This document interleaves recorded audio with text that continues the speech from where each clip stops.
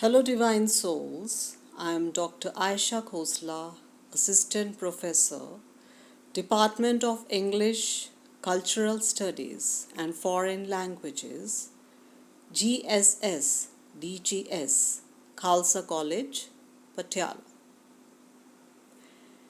Today I am going to make a presentation on summary and analysis of Shakespeare's poem All the World's a Stage.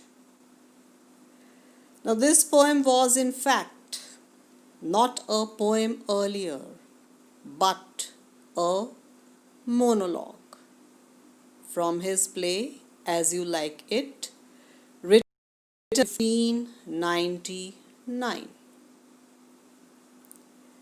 This monologue is spoken by melancholy Jacques in Act 2, Scene 7. Now let's see what are the poetic devices used in the poem. The first device that is used in the poem is simile. In a simile, a comparison between two distinctly different things is explicitly indicated by the words like or as. For example, Robert Burns writes, "Oh, my love is like a red, red rose." And in this poem, that is All the World's a Stage, we have lines like creeping like a snail, a soldier birded like a part. So these are examples of simile. Now next is metaphor. In metaphor, a word or expression that in literal usage denotes one kind of thing is applied to a distinctly different kind of thing without asserting a comparison. The usage of metaphor occurs in this poem when men and women are shown as players, whereas life is portrayed as a stage.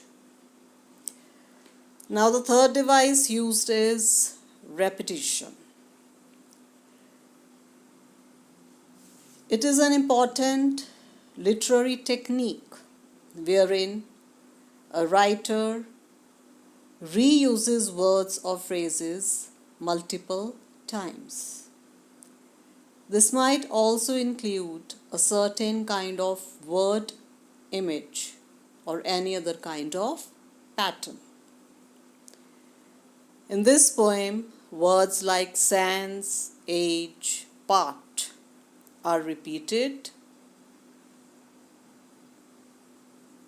Now coming to the poem. So the poem shows 7 stages of man. In the first stage, he is an infant who cries and pukes. Pukes is vomits in the arms of the nurse.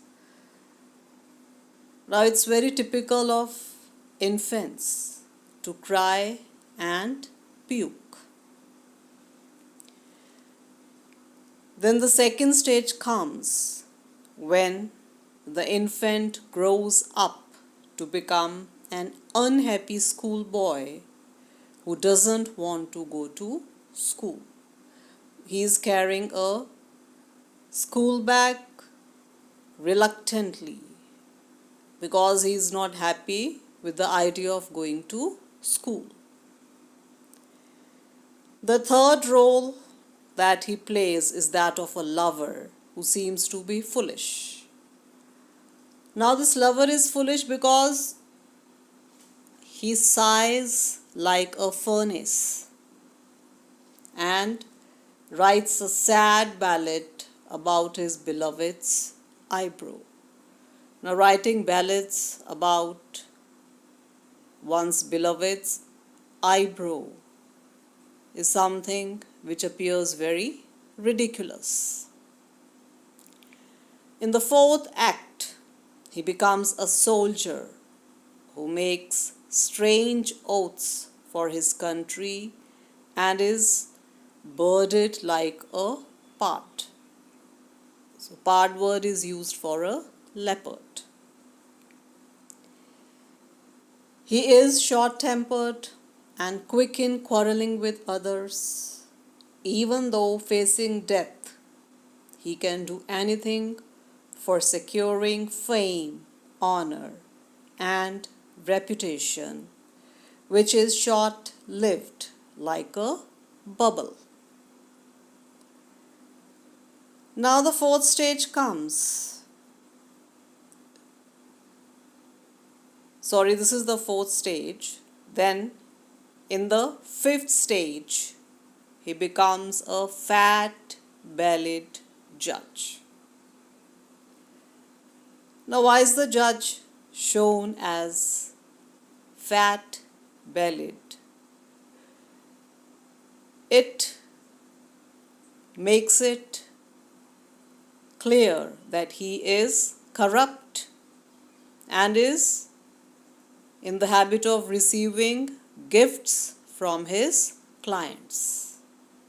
So the judge is otherwise full of wise sayings. He has very good advices to give to others because he is worldly wise, and he keeps a formal style of beard.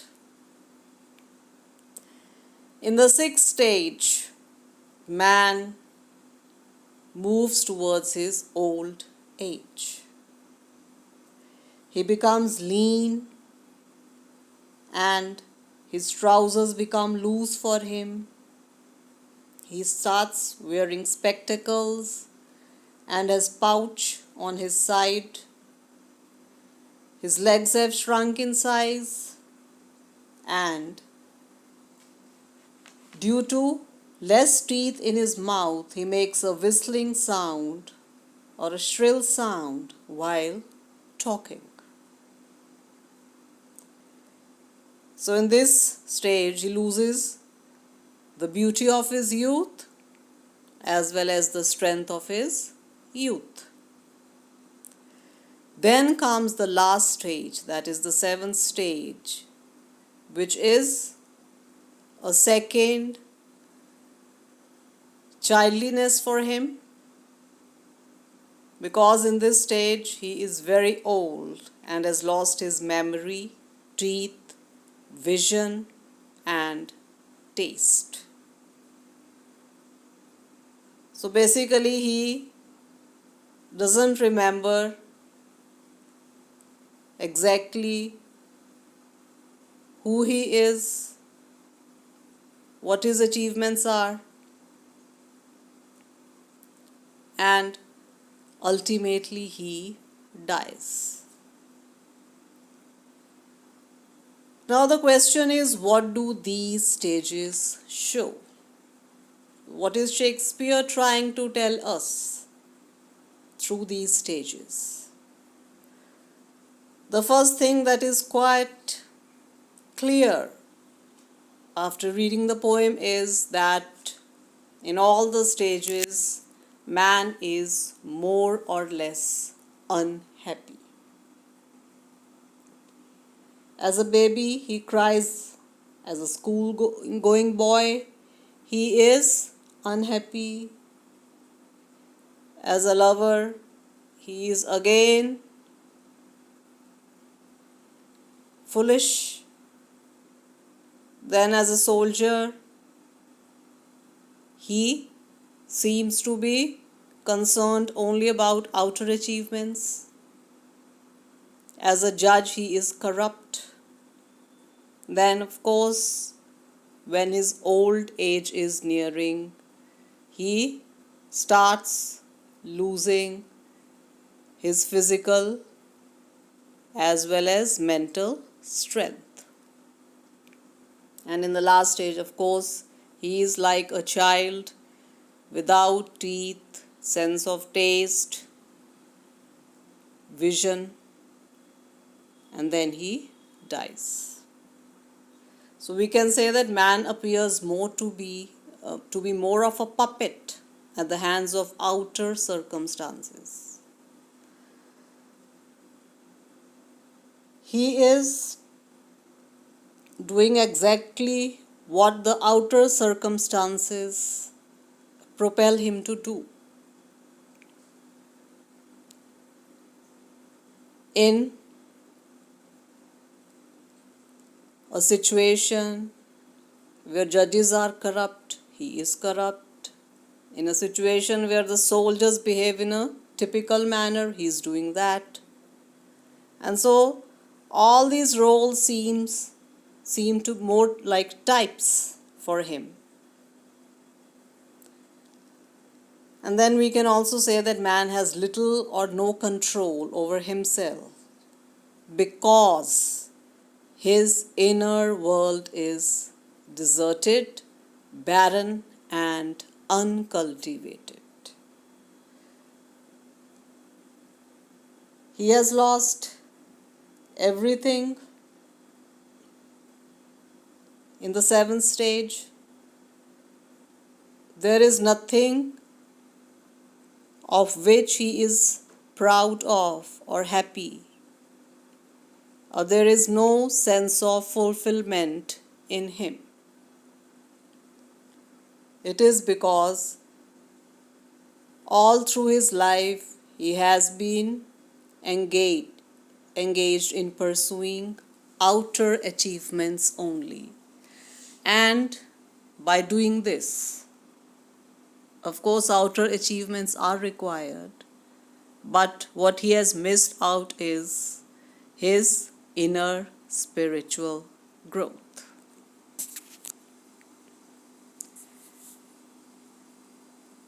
Cultivate your inner spiritual world. So, divine souls, connect with your inner selves. This connection can come only if we have the connection with God. Then make all the stages of your life beautiful, joyous, and peaceful. Then the last stage is also full of happiness, and there are no regrets. Thank you.